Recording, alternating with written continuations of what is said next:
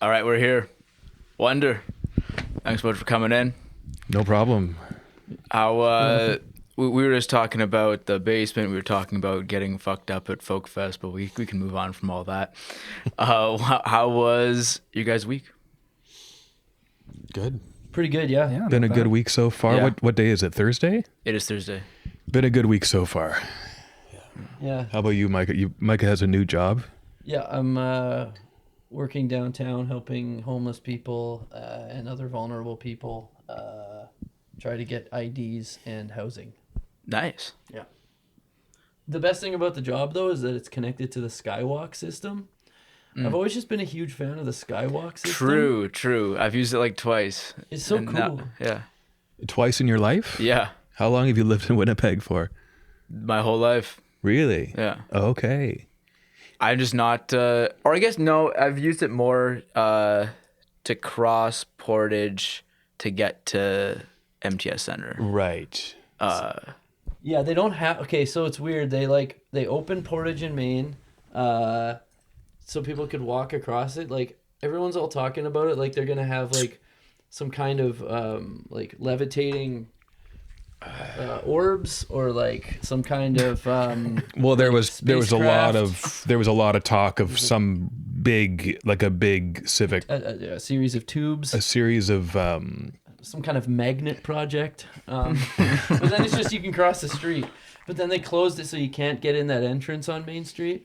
But all that stuff is still down there. I liked walking around down there because it felt like I was in Zelda or like some kind of RPG video game. yeah. Because you're like, where's the place that I have to go to get to the next place? Right, totally. Do you know what I mean? Oh, I'm playing Ocarina of Time right now. I know exactly what you mean. Yeah. So that's what it felt like. So And so sorry, now you can't, like the main entrance essentially. Well, I suppose there were a few main entrances, but one of the main entrances was in exactly the one that you're talking about, like from Portage in Maine down into that circular you can get at area. it from the other side, but I don't think you can get back up. So I ended up walking down through there, and CFRW, like the Nostalgia Station, Yes. they're down there, like near High's Steakhouse. I just saw a glass and a guy Right. doing the DJ. That's dope. I love that station because it sounds like everybody's got dentures. I actually love that one too. It's Yeah. literally it's that one or the university ones that I'm usually Yeah. I tuned know. into. That's surprising that you listen to what's it called? CFRW. CFRW. Because you're like, yeah, that's like an old person station. They literally say it's by seniors for seniors is what they say. Totally. Yeah. Yeah, I heard the guy in there one time, and he's like, you could tell he was like trying to instill like a fantasy into some of his. Okay, now I'm being ageist. Anyways, he was like, you can twist and twirl it down the floor on that one. Oh, sure. Oh, of course. That's just it. These DJs sound like they're from back in the 40s. Yeah. Like they haven't aged, or they're from a different time. But yeah, so I started where I work, DCSP it's called, and that's by the MTS Center, or Canada Life Center. Next year it's going to be Bitcoin Plaza or something like that. I just kept walking. You go down through the Portage Circus there, and then I went past like the Richardson Building, past High Steakhouse. I keep going, and then all of a sudden I come out in the Grain Building, and I'm like, do people know like it's like you're connected to all these things, and it's like you can just go into these places. What is the Green Building? The Grain Exchange. Oh, the Grain Building. Oh, okay, yeah. Yeah. Oh, okay. And it was like I could go in there. Like, do people know that you can just go in these places? It's awesome. Yeah. Well, I wouldn't go so far. I don't know about the Grain Building, but the Richardson Building, I love taking. One of my favorite painting of all time is on the main floor of the Richardson Building.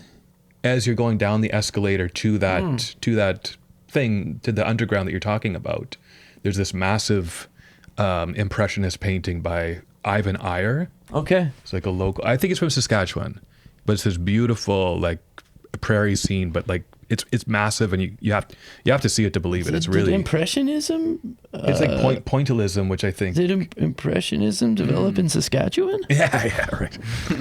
We got Monet, Manet, and Saskatchewan painters. What was I gonna say? Anyways, yeah. And then I was wandering around in the Fairmont for a while because I had to use the bathroom. and I just like walked around in the restaurant, Sure. but there was I couldn't find the bathroom. Sure. Oh, I know where it is. Oh You man, have I main should have called you. Joey, you seem like the guy that's gonna know where I could find the bathroom in this place. You could call me or talk to any of the staff that work there. Yeah, but I felt like really intrepid, and I was like, oh wait, I did find the bathroom, and they didn't even know who I was. Yeah. They gave me a key.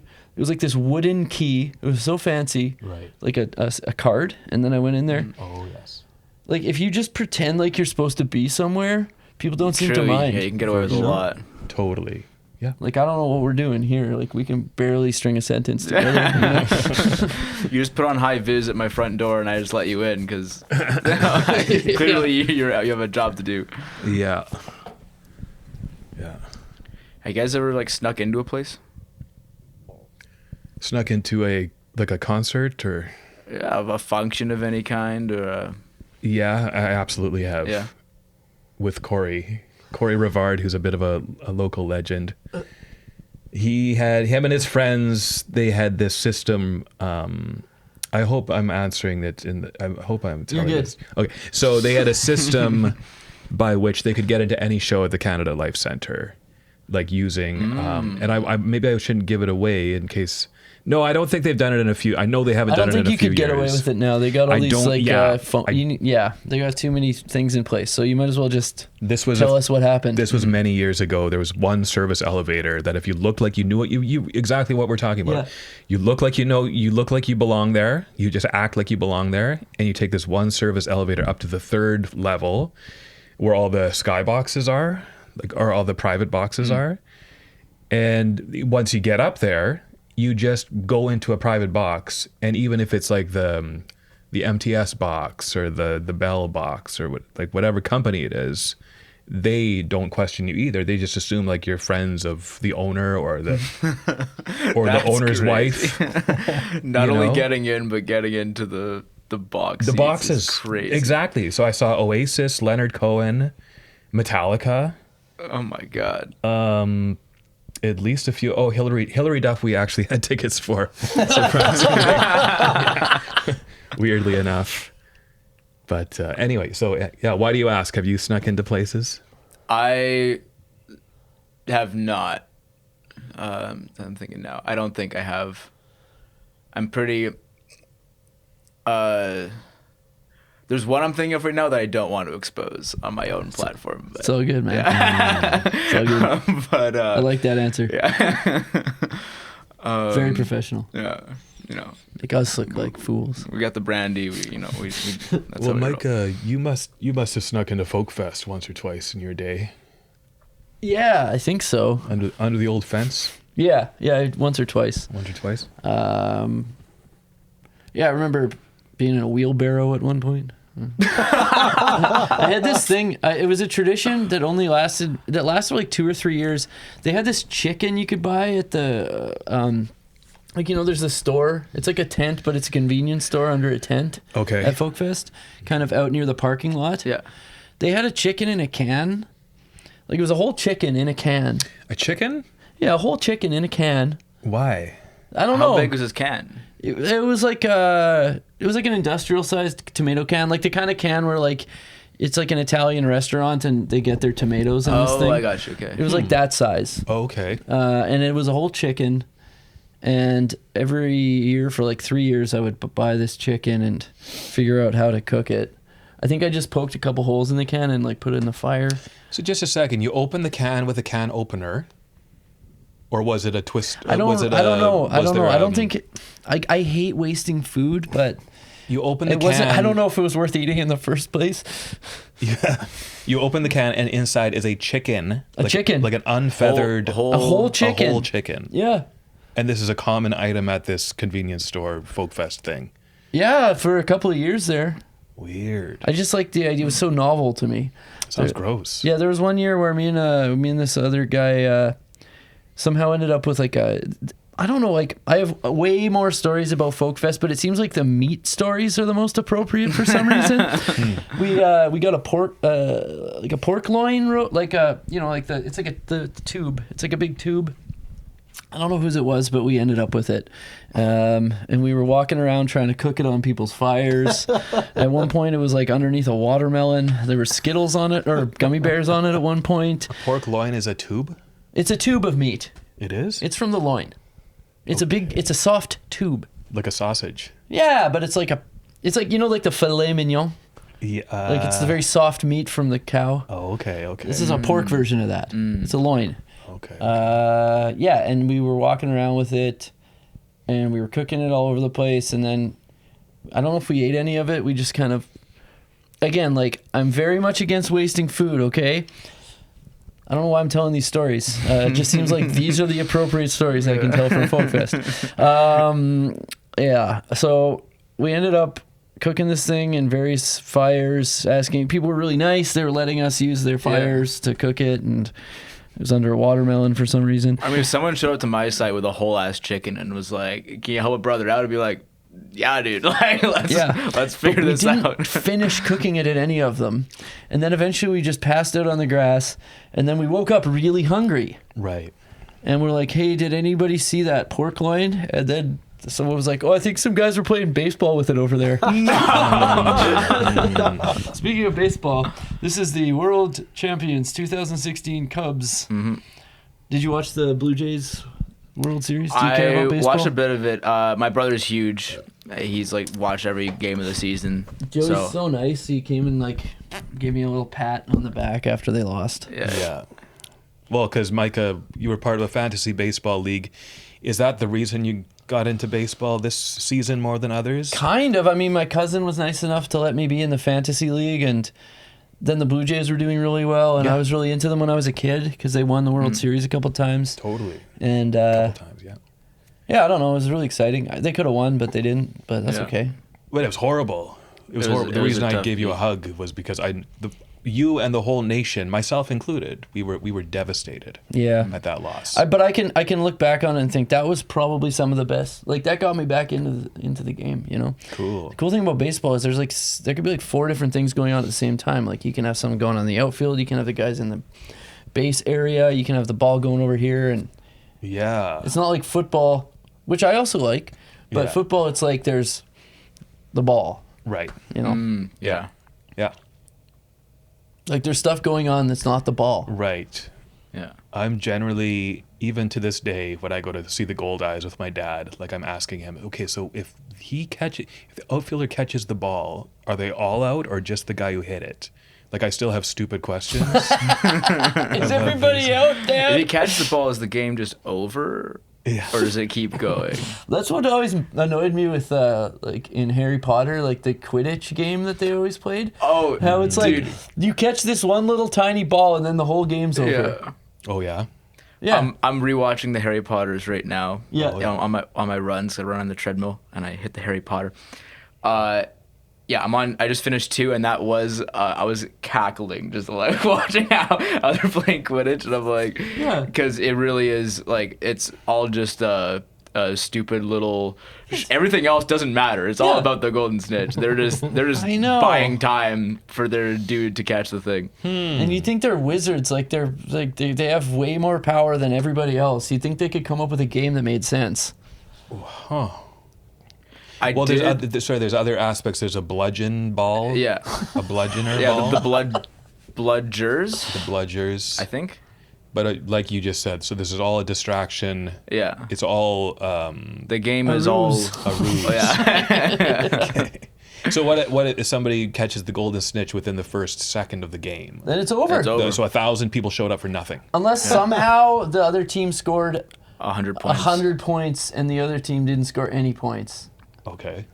Oh. Because the snitch gives you 100 points and the game is over. Yeah. Oh, okay. Okay. Yeah. But I did hear that J.K. Rowling basically wrote it to be like, to make fun of sports. Oh, okay. Which makes sense. Yeah, that would make sense. Yeah. Because it's just like the absurdity of like, you hit the quaffle in the thing and then the bludgeons come and then this and that. It's like explaining like football or baseball to someone who is completely new to the planet. And right. Just like, what? All sports are kind of ridiculous.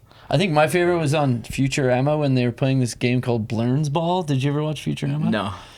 there's like a hole that it goes into, and it's on like an elastic band, and that was pretty good. Yeah. I never saw that either. Do you guys play any sports? No. Nate actually has an interesting history. Well, I used to be a lawn bowler. Oh. It's been, I guess, about a decade since I've done it, but... Lawn bowling. How did you get into that? Oh, my grandpa introduced me. Yeah. And, got 3 silver medals out of it. And, it's a fun game. Silver in what? Where? Well, they were the Canadian nationals, so it took me to Montreal and Moncton and Toronto. Saskatoon. That's fucking cool. How old were you when this was happening? I started when I was 12, and then I ended it, I guess, when I was 19. Cool. Yeah. 3 silver medals? Yeah. Wow. Yeah. Crazy, man. Yeah, I miss it. And lawn bowling is similar. I know there's a lot of differences between lawn bowling and regular bowling, but one of the similarities is that you're not on a team. It's just you, Nate, out there, like lawn bowling. Well, there's singles, doubles, triples, and fours. Oh, okay. So I was doing singles, but it's essentially like curling, but a cross between curling and bocce ball.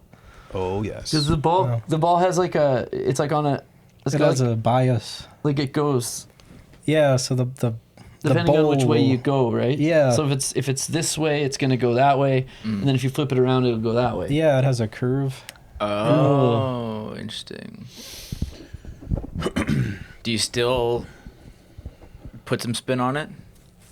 No, you're not supposed to. Okay, yeah. Yeah, it kind of throws it off. But you deliver it smooth, and it's a fun game. That's cool. I'd be curious. So if the 3 of us went to, or the 4 of us, went to Park Alleys to bowl, just regular Canadian 5-pin bowling, do you think you'd have the upper hand given your past experience? Oh, I'm not too bad at bowling, yeah. Yeah? Cool. I'm good at bowling when I'm not thinking. Like I'll be bowling. That's very true. Yeah. And like all of a sudden something will click and I'll just be like, okay, I've got warmed up. Yeah. You know, and then now I'm like, even the other day we were doing 10-pin, which I don't like because the ball's too heavy. Oh, okay. But like I got at least a few spares, and then I started thinking about it and was like trying to change up my technique, and then I just it just went you down. can't exactly. Yeah. You Yeah. can't. You can't think too hard. Lucid. You just need to be an idiot. With pool's like that too. Every once in a while, I'm really good at pool. Sure. Yeah. And beer pong. Same day. Like I literally, if I'm playing beer pong, I try to just like I pull up to the table, like no hezzy. Yeah. Just drop it. And as soon as you go like this, it's over. Right. Gotcha. Have you ever seen Road Trip 2 beer pong? No. No need. Yeah, that's a movie. Is it really? Yeah. It's a Road movie. Trip to beer pong? Or maybe it's Road Trip 3, I don't know. Or is it Euro Trip 4? I don't know. Anyways. One of those trips. RoboCop 9. Let's talk about music since you guys are in a band. Okay. New album, Stumble On. It's very good. Thank you. I like it. Favorite track is probably, one of them is Doctor Says. I also wanted to ask you guys this. We'll get back to the music, but if you guys are going to the doctor, what are they saying? Are you guys pretty healthy, or are you on your deathbed? I mean, I guess like I don't know. I go to the doctor once in a while. It's usually not too bad. I have some persistent digestive issues and ADHD.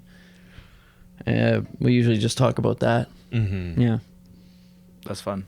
I had some personal issues to bring up with my doctor recently, but I'm not going to mention them either. That's okay. But overall, he said my health is really good. Like, he took my blood pressure, and it's perfect. And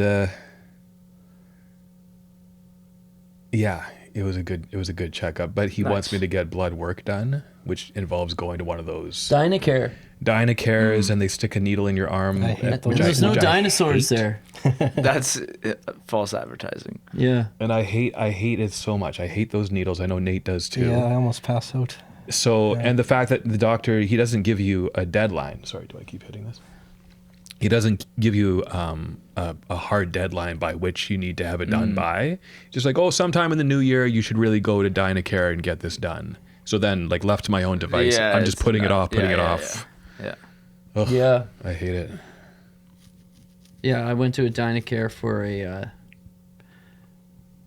personal check, and they never called me back, so I was fine. Yeah, if they don't call you back, or if your doctor, I think they send the results to your doctor, and if they don't get back to you, you're good. I haven't been to the doctor as an adult. Uh-oh. You look very healthy. That's what I told my parents. I was like, they're like, you need to go to the doctor. I'm like, no, I don't need to go to the doctor. But no, I should go to the doctor at least, because what they're saying is like, if something comes up, like you want to already have a doctor. Mm-hmm. Right, yeah. And also it's just like, eventually I'm going to go to the doctor anyways. I should just, go to the doctor. Yeah, no, it's one of those things you just like. I didn't want to go for a long time because I thought they would tell me I was dying, and then I was, it was fine. Yeah. Yeah, I think you should. Like, I don't even think it's necessary to go every year, but like, just go, like, get a doctor. Does your family have a doctor that you could kind of glom onto? I think so. Glom? I haven't heard. That's a word. That's a word. It's a word. Yeah, okay. So you think they do? You think your parents? Yeah. Yeah. I would recommend just like setting up, trying to get in with that person, that doctor. Yeah. Yeah, you don't want to end up And on just Back Pain going- Island. Yeah, just going for a checkup and then going. if you're all good, then go again in like a couple years. Yeah. I need to get a teeth cleaning. I haven't done that in a long time. I always put off the dentist. Yeah, I just can't afford it. I was going to Dr. Poon since I was a kid, and No, you weren't. yeah, my dentist name is Dr. Poon. Come on. That's his name. That sounds so much like. That sounds exactly like the kind of thing you would make up. No, it's true though. He's a very good dentist. Why don't we mention him in the song? Dr. Poon, Dr. Poon. I think it was an idea, but it didn't fit with the rhyme scheme. Dr. Oz, Dr. Poon. That could have squeaked in there. We could have squeaked that in there. Yeah, I guess. Anyway, that's hilarious. I last went to the dentist in Turkey. Whoa. I was in Turkey like a year and a half ago, and that's the place where you get the teeth done. That's that's the veneer capital of the world. Literally is it. So I think it was like, I don't know, something like $40 for teeth cleaning. Yeah, I know a guy that went there, and like his teeth were pretty bad, and he went there, and now he's just got these like beautiful pearls. Yeah. Yeah. But yeah, speaking of veneers, have you seen that commercial with that veneer guy? Is it for Trivago? Is that what it is? Like those. I'm not sure. The guy's got these huge teeth, and I think like at first it was just they cast the guy, and then I wasn't really paying attention, but I think online everybody was probably talking about the guy's teeth, and now they're very aware of it. So it seems like they're really leaning into this guy's huge teeth. That's Yeah. It's funny the things that become popular. It's like, I always think about, maybe veneers are a bad example because, I don't know. I think maybe there's a subtle way to do them, but they often seem very loud. But like, you think about trends, right? How like, the reason why something becomes popular is because it's like somebody did it maybe as a disruption.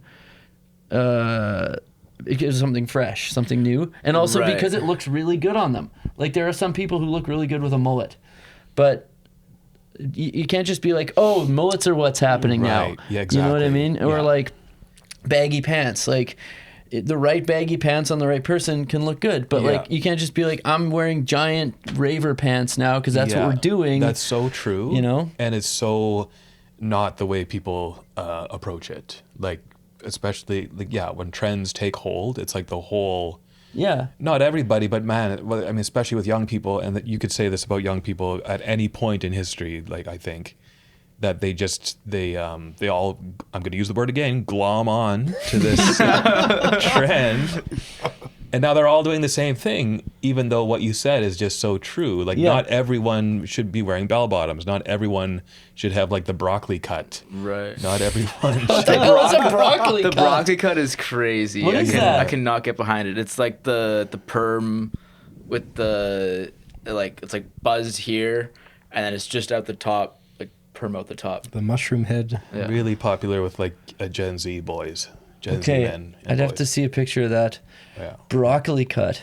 That's fun. Oh, you go to like, you go to a restaurant and there'll be a whole table of guys with the same haircut. You've seen it before. Yeah. You've definitely seen it before. Yeah, I think, but like the other thing too is like, and this is something that I struggle with. Like, I've always been very contrarian and very much against what's popular. But if something makes sense for me to do and it happens to be popular, then if I avoid it, that's its own kind of Right. like that's its own kind of thing. So I don't know. Being a hipster for hipster's sake. I just like doing hipsters were guys that wore like a Dinosaur Jr. shirt and lived in their mom's basement and hated everything that wasn't some band nobody's ever heard of. Was that ever the definition of a hipster? I don't know. Probably. Yeah. It's and all- now, and then, hipster became so popular for a few years in the early 2000s.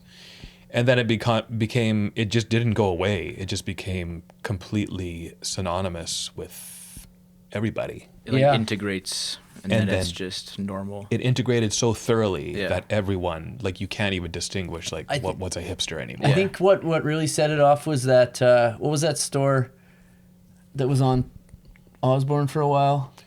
American Apparel. Because that was like the hipster culture, but like they only hired people because they were cool.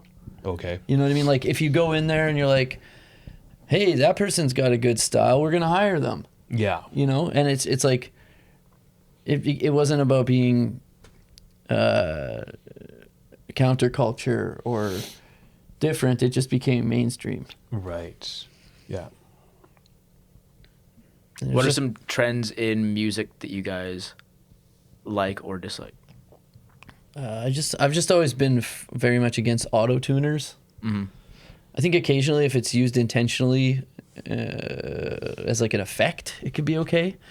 But yeah, they try to sneak it in all the time, and it's like, I don't know, when you hear a note that's too straight, Yeah. or like harmonies that are like the thing about auto tuning is it ruins harmonies because there's like when people sing together, there's like an overtone that's created, and when you use auto tuning, it gets in the way of that. Plus, like actual tuning isn't perfect. Like the idea of the 440 tempered piano system that we use was just made because it had to be a compromise because you could play the piano in all the different keys. So like if you play a piano, it's not in tune. Like it's not perfectly in tune. Right. So if you're tuning everything to that grid, it's not actually like if you get a choir, a properly tuned third, depending on what the third is, will actually be a little higher, a little lower, or one of those things. Yeah. Mm-hmm. Whoa. Yeah. I've not thought much about that. Yeah. So when somebody comes to tune your piano, they're not just using a 440 for the whole thing. No, like you probably know a bit about this, eh, Nate? Yeah, like especially the thirds and stuff. What we're used to isn't perfectly in tune. If it was, it just throws the whole thing off. Yeah. Yeah, and harmonies when they're auto-tuned, like if you listen to Mike Love's new stuff where he's doing nice Beach Boys harmony arrangements, but it's so auto-tuned that it just sounds like, I don't know, they may as well just be a keyboard patch or something. Right. Yeah. I don't know. Plus, it's Mike Love. Yeah. I love Brian's back though. That's a hilarious. Yeah, I like that one. Yeah. So could you get a perfect tune though on each note individually in post? What do you mean?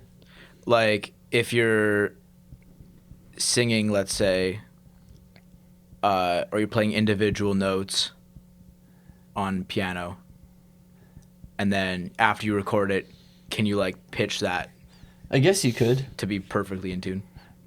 Yeah, well, that is what auto-tune is, right? Yeah, except like what I'm saying is, like properly tuned intervals, like go a little above or a For little sure. below. Yeah. So auto tuning is going along with a well-tempered system, Yeah. and so it's not quite perfect. No, it's Right. not perfect, and like you said, it sounds And so it's it's but so it's also- artificial when you're trying to harmonize with auto-tune. It's not perfect, and it's too perfect at the same time. Gotcha. And it makes these Yeah. weird overtones that, like, it ruins the overtones, and it makes this weird computer harsh Right. sound. Whereas a symphony, like the Winnipeg Symphony Orchestra playing together, like they're listening to each other. Yeah. They're even though they're all playing maybe when they're harmonizing, they're listening to each other and like Yeah. And They sometimes can someone's a little change. out of tune, and it's just like, oh, that's a person. yeah, You know? totally. Yeah. Yeah. So, Yeah, it's cool. Or what I hate these days is when you have somebody who actually can sing, but there's auto-tune on them anyway. Right. Like, yeah, like Justin Bieber. He's a really good Yeah. singer. He's got a you good know? voice. Yeah. Or I think- Michael Bublé, like I like his voice, but I can't listen to his records. You may as well just have an Yeah, AI-generated he's crooner. Me to the moon. Yeah. He's got a good Christmas album though. Yeah, I think heavily auto-tuned though. It is. It is. It's crazy. Yeah, that's a good point, Nate. Like he's such a good singer. He became famous Yeah. because he's like the modern crooner Yeah. of this generation or of his generation. And they still throw auto-tune on it, like to almost to like the share level of Well, just like almost like it's so noticeable. Yeah. It's terrible. Why? Why do they do it? because they don't respect the audience. Like, I don't know. There's just such a need for everybody to make everything so palatable and understood. Right. Like, you see these artists being like, this song is about this and this and this and this and this and this and this, and then when you listen to the song, there's no mystery. Yeah. You know? So it's like if you treat your audience with respect, like great artists will be treating their audience like they're as smart or smarter than them. Yeah. But now we have to just put everything into these bite-sized pieces Yeah. because some industry heads that didn't adapt when Napster came along, and now there's no money in the music industry to take a risk, are just like, we have to make everything. You know what I mean? So it just comes down to arrogance and pride, and like a couple of people being like, this is what they want, and then when really people actually would They like to want hear the something voice interesting. to be perfectly on pitch. Not perfect enough. Yeah. Perfecter. Yeah. Yeah. I think that's exactly right. No, and it's amazing. Like you've even who's the producer who does like Sabrina Carpenter and Jack Antonoff. like he's He's amazing. great. Oh, yeah. Yeah. You know, so the recordings sound like $1 million. Yeah. But in a really like they're real instruments. Yeah. He's using like analog gear to Yeah. record with, and yeah, so you can still there's still like really talented and you know, yeah, just producers. There are people doing good stuff producers out there. who- That's the thing. Yeah. Yeah. And this has come up on the pod before. I think we're like we like reached the peak perfection, pristine pop stuff, and then everyone's like, "Okay, this isn't it. We got to find something else." So we're like moving into the more human direction, I think, in mainstream music and pop. Yeah, and you don't hear too much of that. What a trend that I liked was when people started making fun of that kind of singing. Like there were a bunch of those videos, people doing like this meow meow meow stuff. Sure, yeah. You know, and then I think people realize, oh yeah, that is kind of weird. and It's silly. really weird. yeah. I still think Andy Schauf invented that. I think that that might- maybe just how he sings. Oh, and Lord, like that song. And we could be royals. Like she. I she like sings Lord that. though. Nobody liked that album she did with. She had this song called Mood Ring, and my buddy was making fun of me because I liked it. Hey. She had a song called Mood Ring. Yeah. And like I think she's making fun of hippies, but then my buddy was like, "No, it's serious." Okay. I mean, I'm conflicted because like I'm kind of a hippie, but I also think it's kind of bogus at the same time. So I don't know. I'm with that on the hippiness. I like yeah, I think there's like something to all the hippieisms and the new age spirituality bullshit, but like it's hard to. It's like I think there's something there, but I'm not like. It's like anything though. It's not the thing itself. It's just people using it to hide behind, you know. So it's like, you see that a lot. It's like, I don't like this person's identity because they're being a jerk, but it's like it has nothing to do with their identity. It's just them. They're just being a jerk. Right. So you know, if you take the identity out of it, we're all kind of the same. You know, we're all just. Yeah, I think a lot of if a true hippie is like truly into Buddhism and is taking it seriously and is doing it for all the right reasons, like I've got no issue with that. I love Buddhism, but it's like you're saying, when it becomes more fashion over, if they're doing it just to see that all become something to want to present to the world, like an image of themselves that is maybe not as genuine as they. Which is exactly not the antithesis of what Buddhism is. Yes, too, ironically. That's the antithesis of Buddhism. Yes. Yeah, it is ironic. Yeah. Any trends you do like in music? Anything happening right now? I don't know. There's some really good pedals being made. There's this. I'm really into this one called the Color Box. I'm grabbing one tomorrow. It's like the guy invented it because of the idea of putting your guitar straight through a mixing board. And then it turned into this whole other thing, and you can use it on vocals, you can use it on bass. It's like a DI, but also it's like a Neve mixing board and a pedal. Oh, okay. Whoa. And so there's some really cool gear being made. What's it supposed to, like a color box? The idea originally you said was plug into the color box and then go straight into a mixer, and it will do what to your tone? Well, okay, it's like so he was listening to the Spoon album. Oh, okay. Where there's all these like really fuzzy tones. Yeah. And they were plugging directly into a Neve mixing board. Okay. And it goes, if you go back further to the song Revolution by the Beatles, like that's, I think it's Revolution. Is that the one where you plug right into the board? The single version, yeah. Yeah, the faster one. I like the White Album version better. Yeah, but, me too.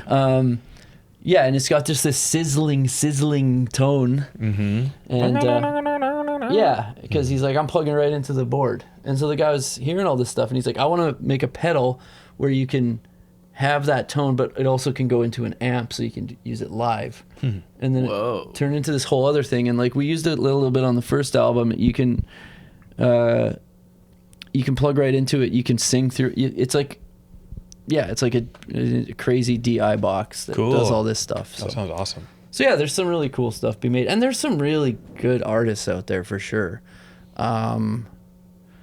Like I think the last MGMT album was really great. Yeah, that was really good. Yeah, I like those guys because they have no social media presence, and they don't need to, and nobody cares. Yeah. You know.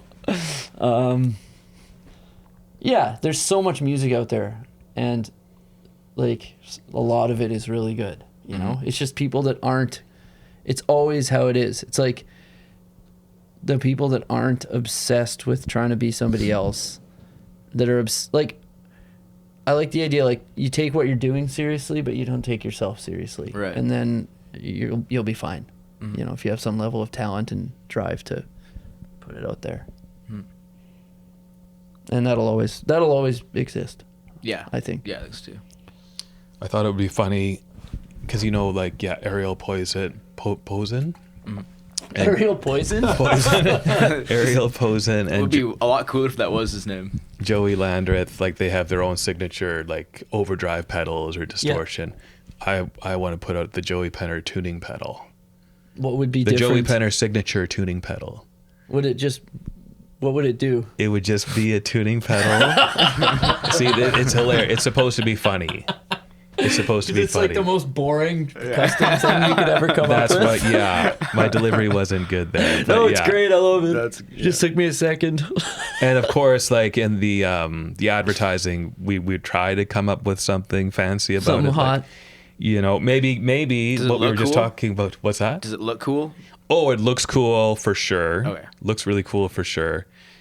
And like what we were talking about, like how A440 is not always, like sometimes you do want to tune your instrument more true to like the harmonically correct. Or if you're a hippie, you can tune it to 432 and it doesn't make any difference, but it's cool. Yeah. So there could be some features, but that takes away from the funniness if there's actual. It's features. a good bit, man. Yeah, It's a great bit. Yeah.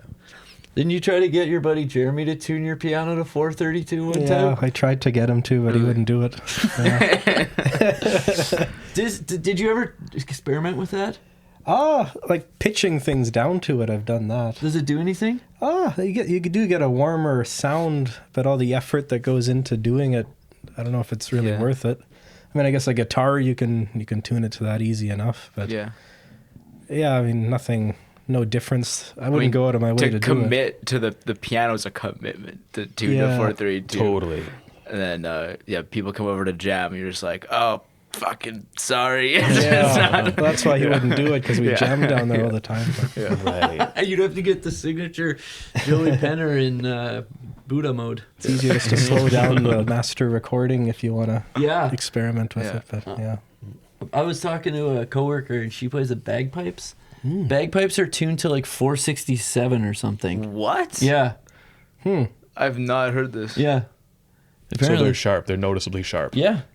That makes sense. I wonder if that's part of why the sound is so terrible. The shrillness. Yeah. Yeah. But you're just not anticipating, like, this isn't what music normally sounds like. Okay.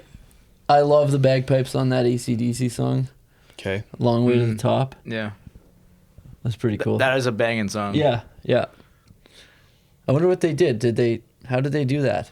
And why would bagpipes across the board be tuned the same? Like if it's just a bag of air that you're blowing into, I'm not sure how the mechanics work of a bagpipe. Okay. It sounds very hard. But they're all different. Like why would every bagpipe come out with They're that? like slight, I think it's like a range, but it's definitely always higher than standard. And you couldn't make one to be standard. I think you could. Yeah. But I don't know. But it's how. tradition for it to be fucked. Tradition. Yeah. That's cool. Yeah. You guys brought up the Beatles, which I don't have to ask you that you guys are huge fans. What's the best Beatles album? Favorite? I think I always say Revolver. I usually go with Abbey Road. I'd say A Magical Mystery Tour. I'm big on the Mystery Tour too. Yeah. Yeah. Really? The best one, Nate? Oh yeah, It's amazing. I like the psychedelic sound the best, and although purists don't consider it part of the canon because it's a Capital album, but it's technically a Beatles album. Oh yeah. It Mystery does sound Tour good. over Sgt. Pepper's is probably my Yeah. Beatles hot take, and also that Day in the Life is like their 10th best song. That's your other hot take? Yeah. But Day that's, in the Life? I would Or 10th agree with best. that though, because that means that it's like there's only 9 of their songs that are better than that. Yeah, or So I it's not a hot take at all. I haven't thought about I haven't really thought very hard about the ranking. Maybe it's like even 20. I have a few friends who are all like, "Day Life is their best ever," and it's not debatable. I'm like, you're crazy. It's a crazy innovative song, but What's your number one by them? probably Strawberry Fields. Yeah. Do you know the story behind that song? Like, Refresh my memory. I've heard a few things. well, I mean, John Lennon had all these ideas, right? And he was just kind of throwing them at George Martin, being like, "Oh, you've put it together." And then they were it was like they were in a different key, right? Like they did all these takes, right? Different key, different tempo. Yeah, but then when they slowed down there was like 2 takes that were going to work together. One was faster in a different key, and one was slower in a different key. And then when they when they manipulated the tape speed, they ended up being in the same key at the same speed. Like when I hear stuff like that, I just think that there's something beyond us. Yeah, making right? these things That's happen, trippy. you know? That's trippy. So, yeah. Is there anything else about that song you want to add? Oh, it's just a classic. Yeah. mean, my favorite song by them is probably Across the Universe. That's That's probably my great. favorite That's song by great. anybody. That's such a It's a great beautiful song. Yeah. Oh my lord. Yeah. Yeah, that's great. Yeah. Sometimes does everybody here always know instantly if it's John or Paul singing? Oh yeah. Yeah, I do usually. now. Yeah. It took me a while. It took me a while. On the earlier stuff, it's a little. Do they sometimes sing together? Yeah. Yeah. That does happen. Yeah. Yeah. Because Across the Universe, that's definitely John. Yeah. Yeah, yeah. I mean, that's one of those things where like that the harmony, like the way that they blended, and like with George too, like that. There's just something about their voices. Part of it has to do with the fact that they're all from the same place and have the same accent. Yeah, yeah. So like a big part of blending harmonies is how you're shaping your vowels. Right. So they blend so well, and it's like there's like this thing that happens above it when they blend. Yeah. But apparently when Paul jammed with Kanye West and Kanye showed him auto tuning, what did he say? He said that if the Beatles were around now, they'd put auto-tune on everything. I did hear about that. That's hilarious. Well, John They were in probably the right would've used place it. at the right time. Yeah. Oh yeah, because he used the Verispeed, right? Yeah, when John hated the sound of his voice dry, so I could Oh, yeah. definitely see that happening. But I don't know. I just think there was a perfect amount of technology around in the 60s and 70s. Like there were limitations, and those limitations were led to innovation. Like, Right. Everything now is so you can make anything. Like Strawberry Fields literally wouldn't happen I mean, if you had all the tools at your disposal. yeah, they had to make stuff up as they were Yeah. going along. Yeah. They also had unlimited funding, Yeah. like open-ended sessions booked where they could just go into the studio and lie on the floor for all they cared. Yeah. You know. But they didn't. You guys see that documentary, The Get Back? Yeah, it was yeah. really good. It was really good.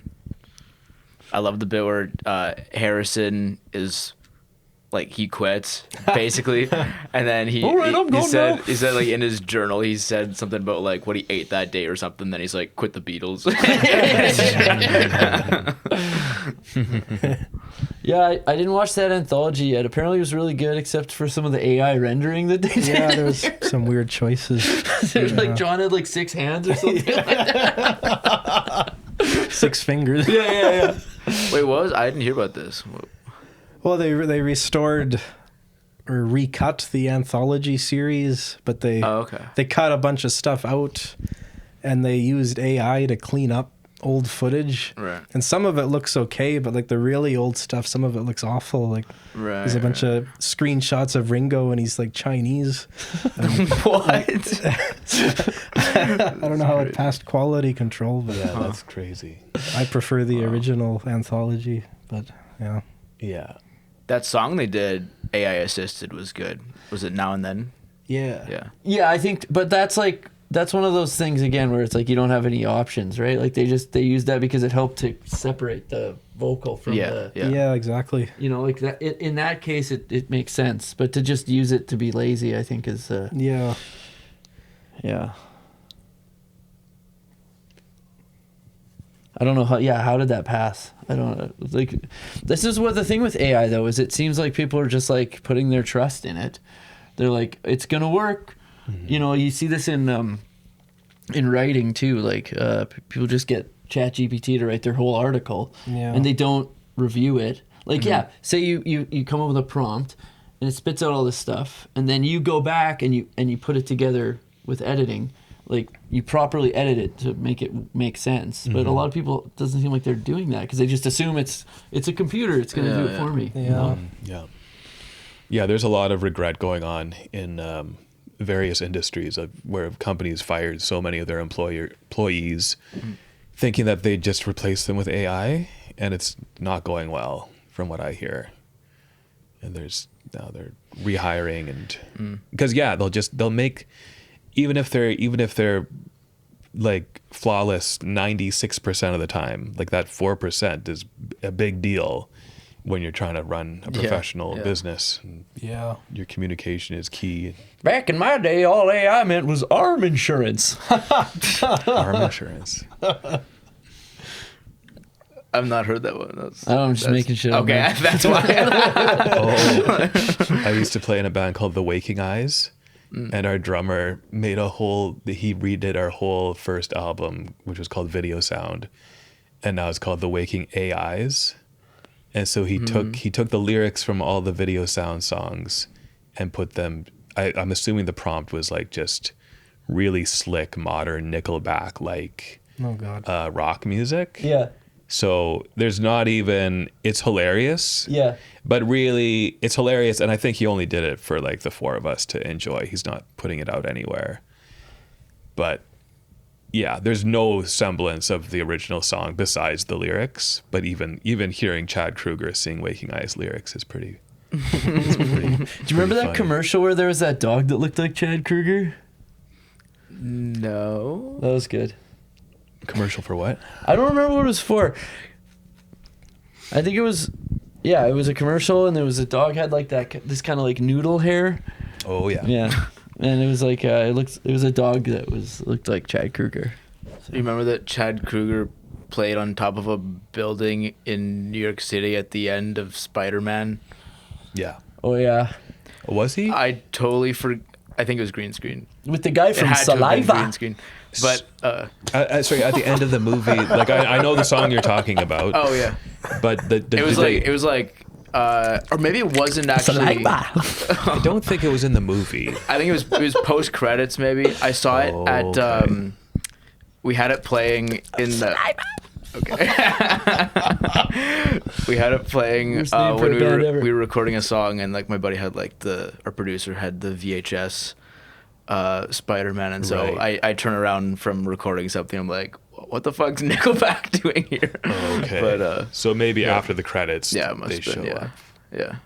Because I don't think they would. They wouldn't end like the movie with like Tobey Maguire doing something amazing and then pan over to Chad Kroeger on top of the Empire Just State waiting. Building. Yeah. Yeah. I saw you guys a couple years ago, the only time I've seen you perform, and you close with Darude Sandstorm, which is so much fun. Yeah. Now the cover, I haven't seen it live. I'm not sure if you do it live, but you released Ave Maria. Oh yes. What a transition. What range? How did you decide on Ave Maria as the one you want to do right now? I think it just came to me, and I'm not trying to take full credit here or anything, but I think it just came to I think it was my idea. And I mean, these guys went along with it because they're nice. And it turned out well. Yeah.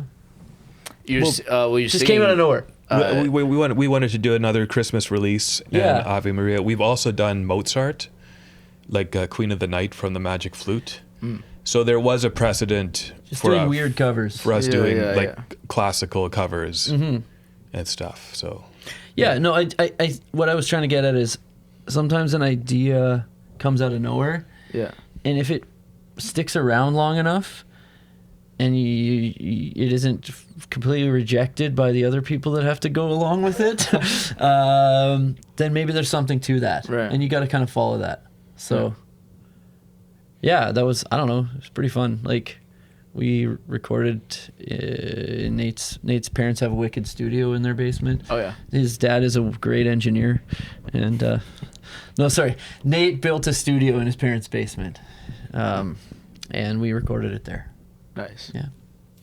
It's all German, right? The lyrics?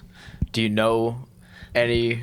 I know a little bit of German. My one regret is that I really should have studied the text a bit more because I wasn't quite sure of all the things I was saying when I was singing it. Oh, is there some? No, all the words are correct. Oh no, I know that. I was saying like, is there like problematic? No, okay. nothing like that. It's just spiritual text. Oh, okay. It's based off a poem called "The Lady of the Lake," and Schubert really liked it, so he got somebody to help make it into lyrics, I think. I think that's what it was. I've always loved that song. I just think there's certain chord changes that are so stirring, and that just that first chord change that like, you know, you can do like D to B minor, but adding that extra whatever that note is, it's like a minor 6 or something. Just adding that extra, I don't know. There's my philosophy about chord changes is that like major and minor chords are all well and good, but they're very basic emotions. Right. And you don't have to go out of your way to use extravagant chord changes, but because in life we experience different emotions that aren't just happy or sad, like there's gray areas, there's melancholy, there's anger, there's frustration, there's those emotions you can't even really figure out. I think that's why certain chords are useful, because they can help represent those emotions that are a little bit more complex than just happy and sad. Yeah. You know? Yeah. Do you know your theory too? Any of you guys know your theory well? Are you feeling things out? Yeah, I think all three of us Yeah, I know have theory a okay. pretty good sense of it. Yeah. Yeah. It's not as complicated. I mean, I only took 2 years of university music, but really there's not that much to it. I don't imagine there being like a whole lot more to it that I didn't get because I didn't go to year 3 and 4.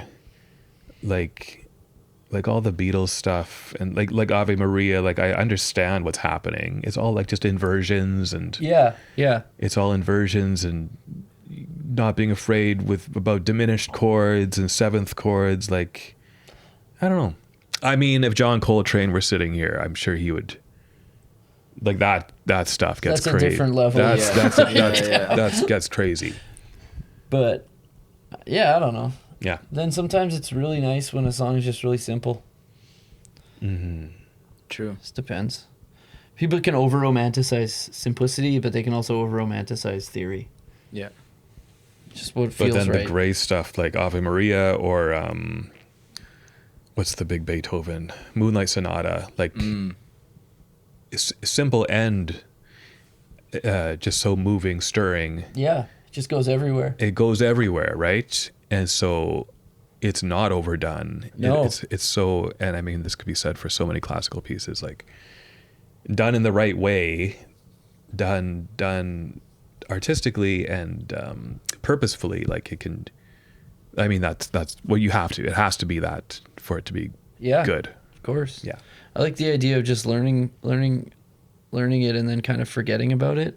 Not forgetting about it as in you don't know it anymore, but like learning it so it can help you express something. And then you have that knowledge, but it's not the only thing you're thinking about. Right. It's there if you need it, but like, I don't know, the whole idea for me is just getting to a point where I'm able to express what I want to express. And sometimes I really enjoy just playing D and G. Yeah. You know? So yeah. How exactly does one make cosmic love to greatest tragedy? Oh, is that from the Don't Turn Around? Making cosmic love to greatest Turning. I think I was making. Oh yeah, that was just about how I had a really good relationship that I ruined, and then I didn't. And then the Don't Turn Around thing could be like, you don't have to worry about it, Right. but at the same time, it's still kind of there. Yeah, I got you. Yeah. You just stumble on.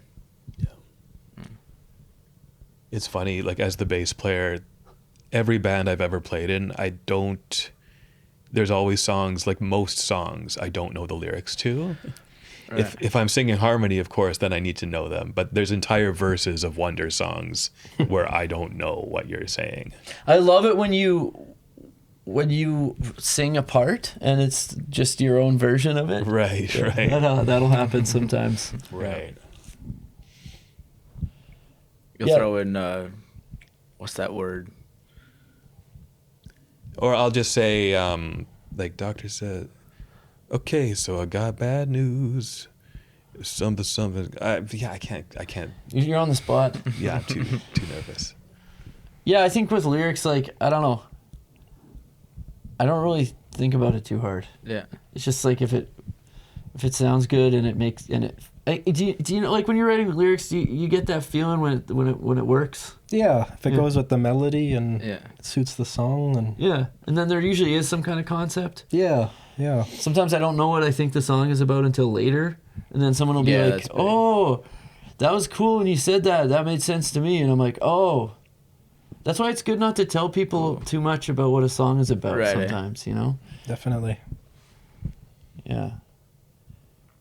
So. Do you ever lean into being like super cryptic and like trying not to make sense necessarily? I don't know. I just try not to try too hard. Right. Because if I try to make it about some deep concept, then it can end up coming across as like forced.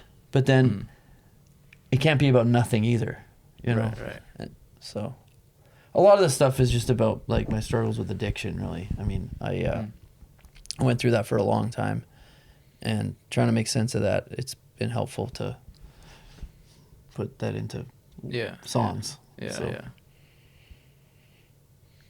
Nowadays, But even that, like the way John Lennon would write, like "I am the walrus," like it's so cryptic. I don't think he knew what it was about.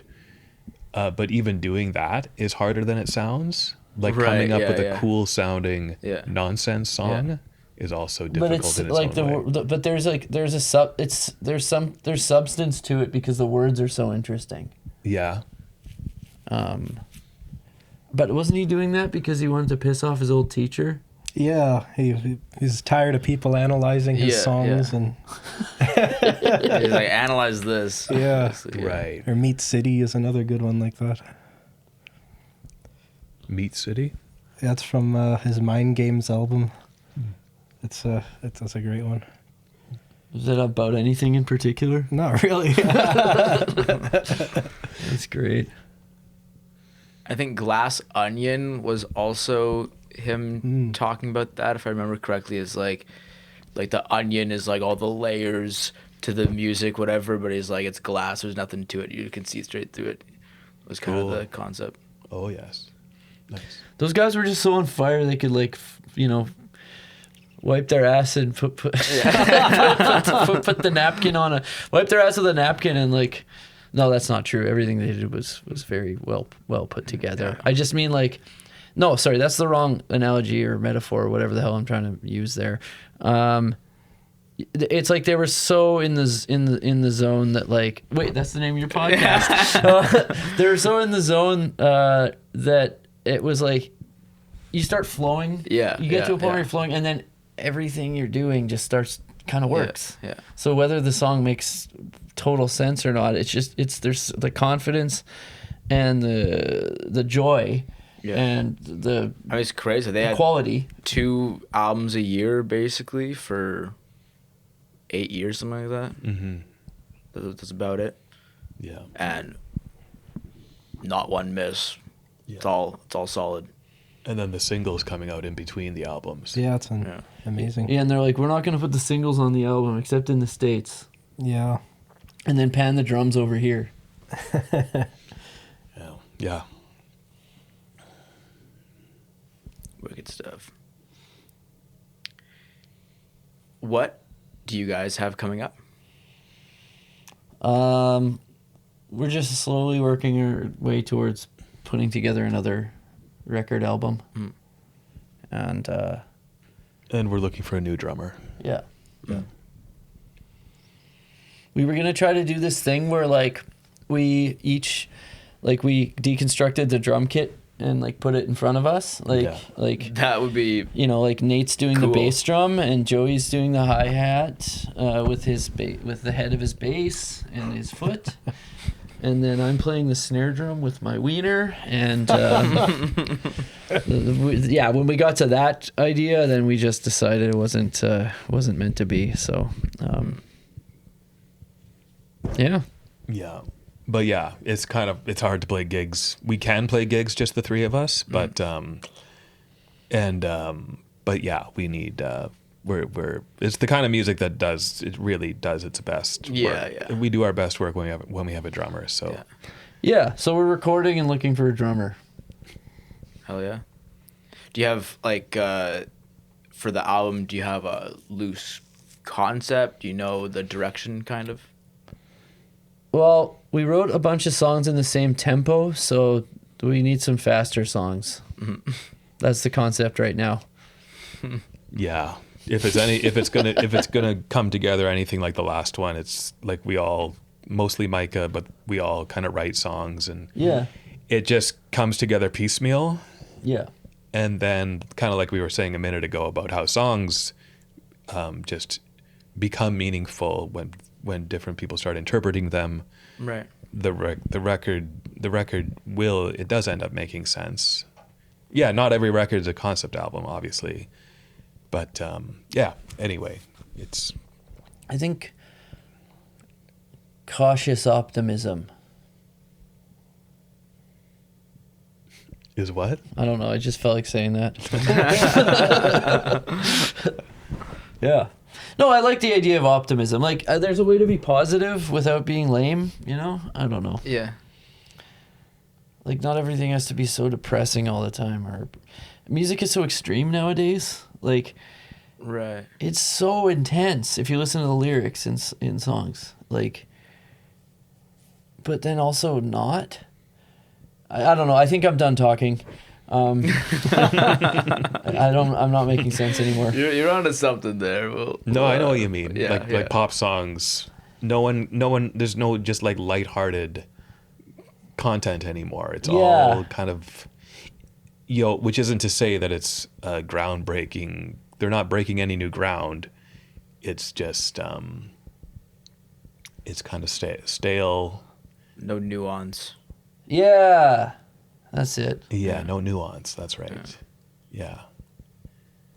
Or just playfulness. People being kind of bizarre. Not as cryptic as I Am the Walrus, but a little bit of mystery to the lyrics, or like. I mean, it does exist.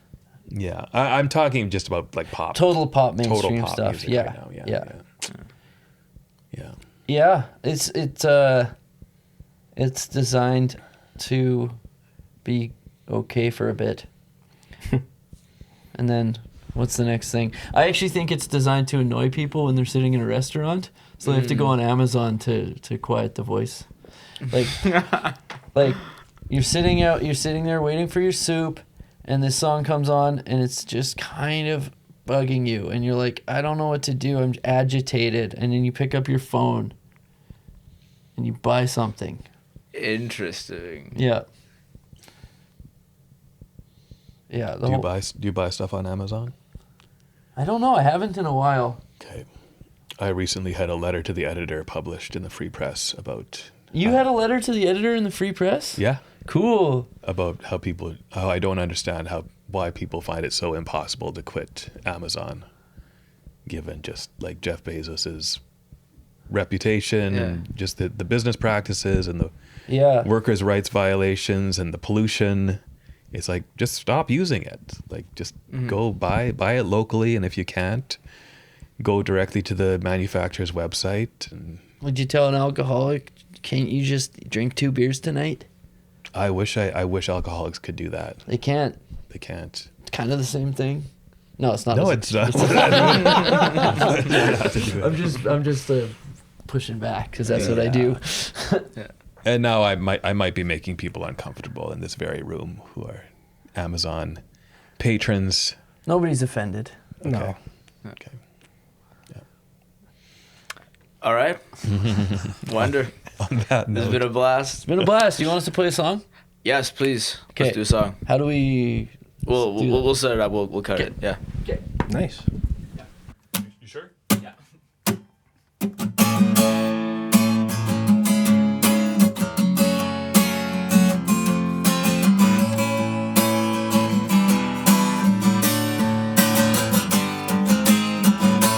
I don't care about your shitty band.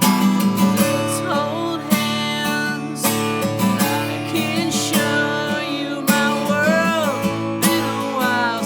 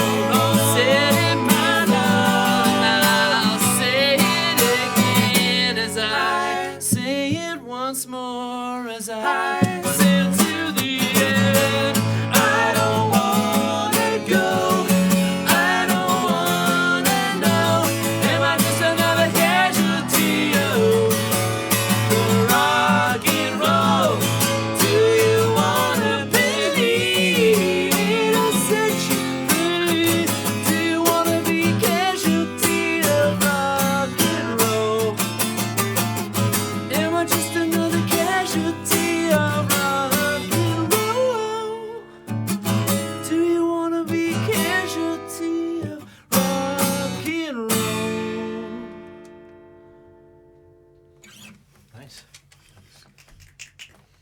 Hell yeah. Cool. That was great. Awesome. That felt pretty I nice. don't know about that solo section. I love that. Yeah, man. No, it's good. That was the best part. Is it fun? Yeah. Oh, yeah.